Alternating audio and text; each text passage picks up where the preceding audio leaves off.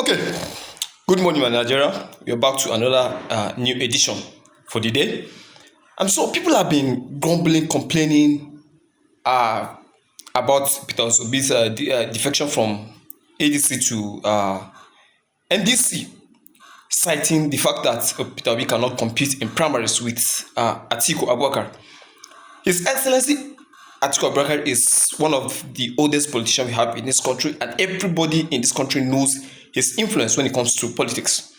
The reality we are refusing to understand or talked about is there is no politician in this Nigeria today that can compete in primary with Atiku Abubakar and beat up his chest and say he will win it. Even President Tinubu, if they should compete in the same party with Atiku Abubakar today, he will lose. He will definitely lose it. That man is so popular with the backup of people within the northern region to an extent that to beat him in the primaries it's kind of a very difficult. When Jonathan won that primaries in 2011 or so, I was very sure that if not because of the northern block, he wouldn't have won. He would even with manipulation, Jonathan wouldn't have gotten the PDP ticket to run for 2012 election or thereabout, to 2011 election, yeah, something like that. So Peter Obi cannot in any way fight Atiku in primaries just like that. It's very difficult. Primaries is not just about the what you are capable of doing. We know how the primaries work. It's about the population. Does he have the population? It's about the population. You can be good. Do you think there are not good people in Nigeria that can rule this country far better than the Tinubu, the Atiku, the Peter Obi? But do they have the backing of the political caucus that will be able to take them where they can, proceed with the country's leadership? So it's very difficult.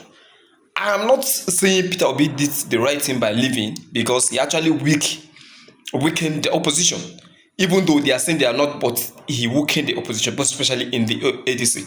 So I was actually expecting them to have lowered even the NDC and every other political opposition, so they can join hands together to see if they can be able to have any meaningful something against the APC. But now that they are well divided, it's going to be very difficult for any opposition to really fight off APC at this point, because you can see they have virtually everything ready for the election. So when it comes to the rigging, they will be there. And when it comes to the population, I think from the people that decide many things that happen due to the Nigerian electoral process and maybe the system, of course they have upper hands.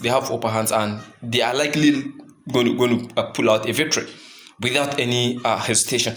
So Peter Obi actually could not stand Atiku in the primaries, like it or not. What the opposition or coalition will have done is just to maintain a peaceful coexistence of that route, which said 8 years in the north, 8 years in the south. Just follow that through.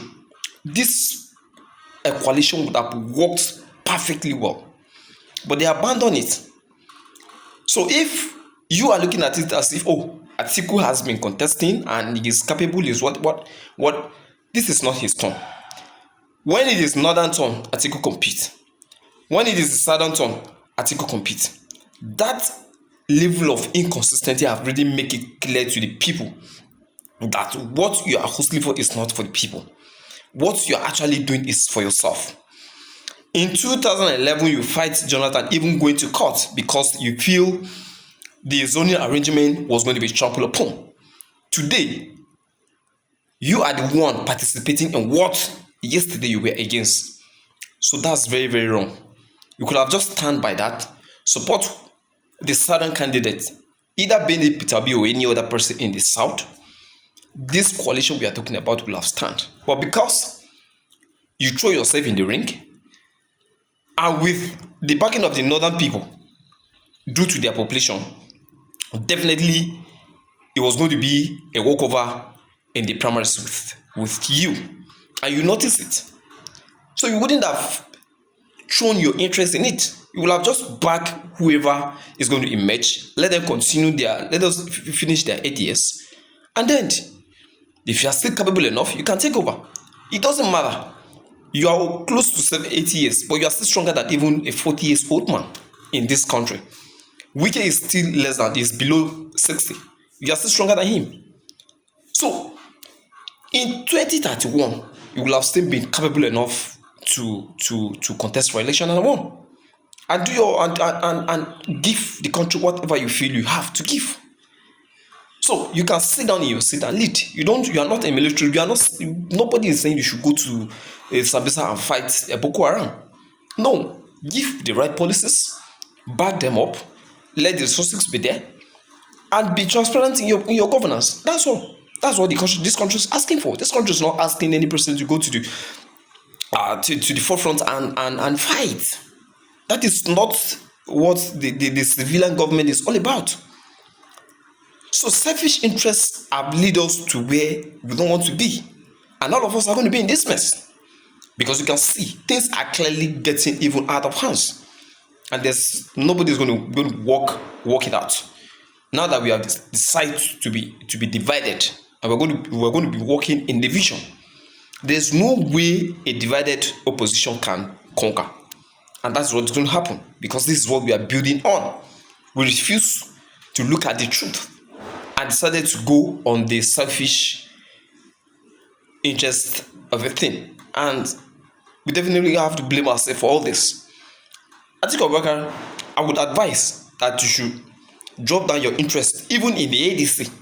Advise ADC to support a certain candidate or re-emerge with the NDC and find a way to just dislodge this incompetent APC from ruling this country. Else, we don't know what is going to happen going forward. Another new loan has been proposed. Even though they said it is not a leprosy collecting loan. But of course, when you collect, you don't do what is needed of. It's not only a leprosy, it's a cancer, it's a brain cancer. It kills more than every other thing. And that is the situation we are in today. Atiku Abubakar, I will advise as a son, a grandson, for that matter, that advise your people, sit with your people, and look at things critically and do what is right. And God will bless you. Thank you very much.